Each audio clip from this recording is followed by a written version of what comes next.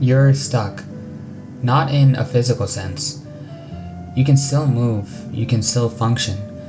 You can go through all the motions of everyday life, but inside you're kinda paralyzed. There's something sitting on your chest, this constant low-level dread that just won't go away. You wake up with it, you go to bed with it.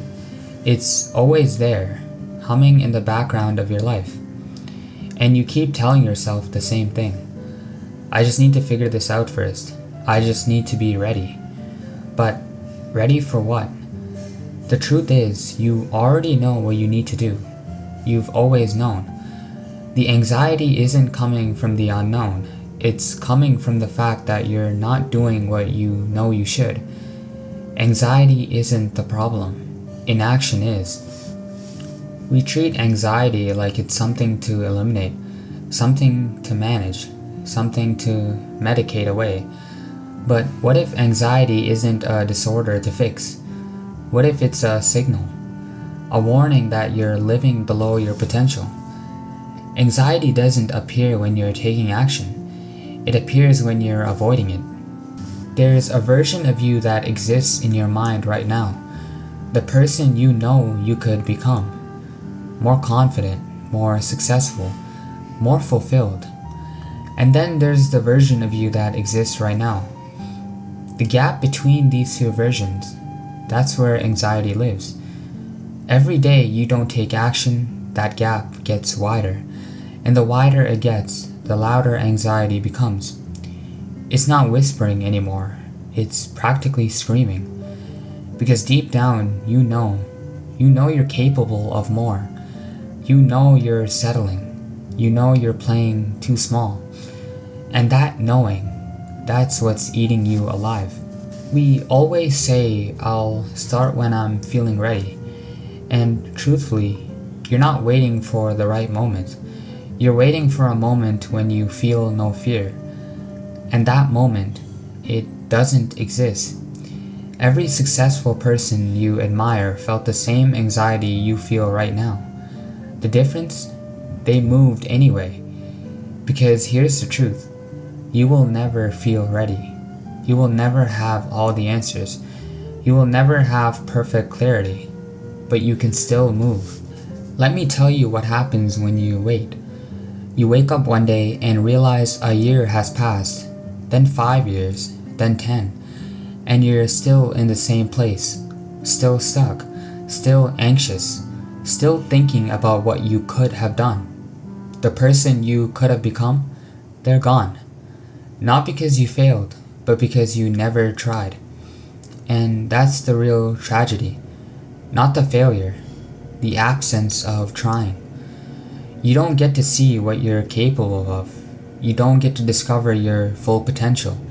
You don't get to become the person you were meant to be. Instead, you get to live with what if. And that's a prison worse than any failure could ever be. And what's crazy is that there's already a version of you that already exists. Not in some mystical future, but in the choices you haven't made yet. Every time you choose inaction, you're choosing to stay separated from that person. Every time you choose action, you're stepping closer to them. Your higher self isn't some destination you reach when everything is perfect. It's who you become through the act of moving forward despite the fear. The artist isn't born when they get recognition. They are born the moment they create despite the doubt. The leader isn't born when people follow.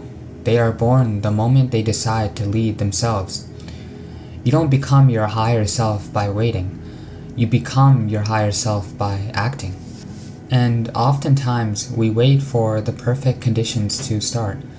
We delay what could be due to our need to seek permission.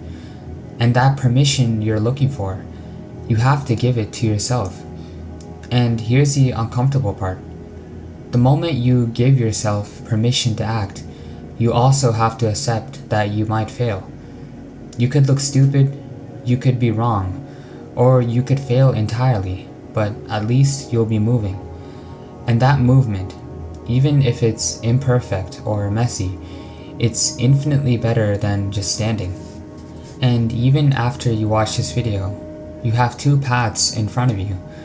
You can either stay where you are while you keep thinking about the right moment, letting anxiety consume you in the process, never knowing what you were truly capable of. Or you can move, start now. You can take that imperfect action, and you can fail, learn, and grow, becoming the person you know you could be. And only one of these paths lead to your higher self. Anxiety isn't your enemy. It's the fact that you're not willing to take action. It's your soul screaming at you to wake up, to move, to act, to become. So what's the one thing you've been avoiding? The one action that keeps you up at night? Do it today. Not tomorrow, not next week, not when you feel ready. Today. Because your higher self isn't waiting for you to be perfect. They're waiting for you to start.